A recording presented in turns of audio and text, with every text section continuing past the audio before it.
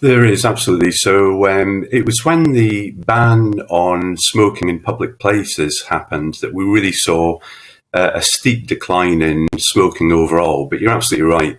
Since then, it's more or less plateaued. And of course, that's as the population as a whole. Within that, there are some little peaks and troughs depending on the age groups and, whether you're a man or a woman. But overall, smoking rates have pretty much plateaued, yes. And we have seen, though, I think, a little bit of uptake amongst younger people, which kind of goes against the trend, hasn't we, when it comes to smoking. Some of it have been linked, I think, to Love Island when it was on a couple of years ago, before they stopped them from smoking on air. But the idea, of course, is that this is a free choice. So it's an interesting move, isn't it, from Philip Morris saying that they're going to take cigarettes out, given the fact that obviously they manufacture these cigarettes and they make money from them. They do, and I think we've got to cautiously welcome the move. I think if you look at what's happening with Philip Morris in terms of their business strategy, they're trying to reorientate themselves towards a more health orientated business, if that doesn't sound too bizarre. So they're investing heavily in things like asthma inhalers, which I find rather paradoxical, given that many people will have asthma or respiratory problems as a result of smoking. So it's almost poacher turned gamekeeper in a way, isn't it, for Philip Morris?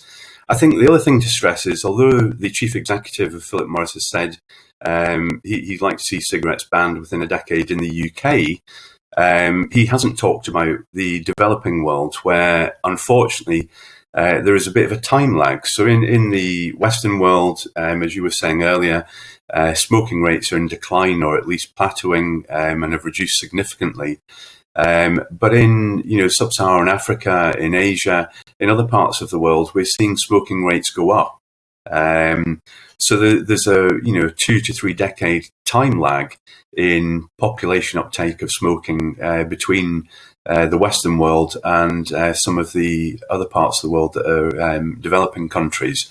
So it'd be interesting to see what Philip Morris says about that. It's one thing to say, they want to see cigarettes banned in the UK, but what about the aggressive marketing that they participate in and fund in the rest of the world?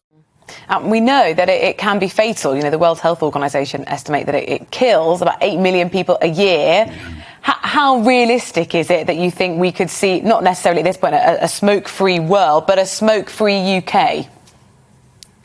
I don't think it's realistic. We know from all sorts of drugs, including tobacco and alcohol, that if you ban a drug, which effectively is what Philip Morris is calling for, the black market still thrives.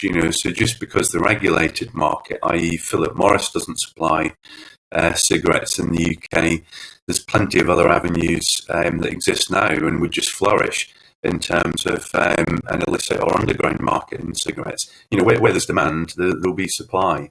So it could have, who knows, it could have an impact on overall smoking rates. But I suspect those that have been left behind currently in terms of giving up smoking. So we know that people from, people who have drug addiction problems, for instance, people who have mental health problems, prisoners, other groups haven't seen the same fall in smoking that we've seen in other parts of the population. So I think, the market for tobacco will continue while people continue to be dependent and aren't offered the support they need to quit. What do you think of the comparison between the cigarette and the petrol car?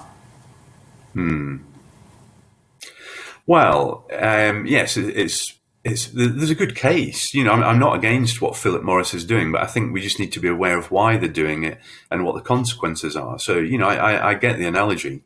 And of course, probably the drug that we've struggled with as a kind of humanity has been tobacco, and alcohol as well. I think any move to reduce rates of smoking is good, but we just need to think about the way it's done. And as I say, I think it's banning something on its own isn't enough. In the same way, banning petrol cars isn't enough. You need to have a replacement, i.e. electric cars.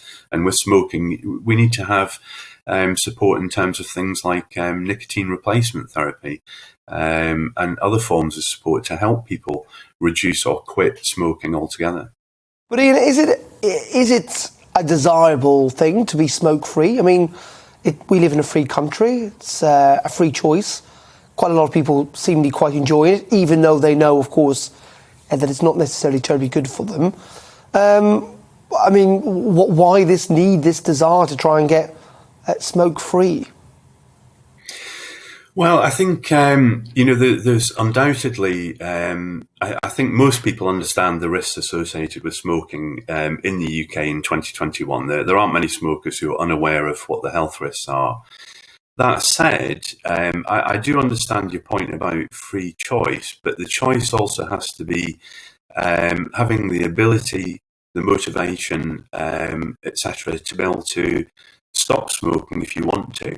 And that's where I think there are clear differences, if you want to put it in a very blunt way, in class or in socioeconomic groups. So I think some people are in networks and have resources where it's easier to make those choices about whether to continue smoking or not. And as I say, I think there are particular marginalised groups who don't have that choice, or they certainly don't have the same choice that you and I might have in terms of whether to continue smoking or not. So yes, we can look at it in a kind of philosophical, ethical way, but of course choice isn't the same for everyone. Not everyone has the same choice on whether to continue smoking or not. Welcome to the GB News YouTube channel. You can watch us live 24 hours a day, catch up on your favourite shows and join in the conversation in the comments below. Don't forget to subscribe and you'll never miss any of our exclusive content.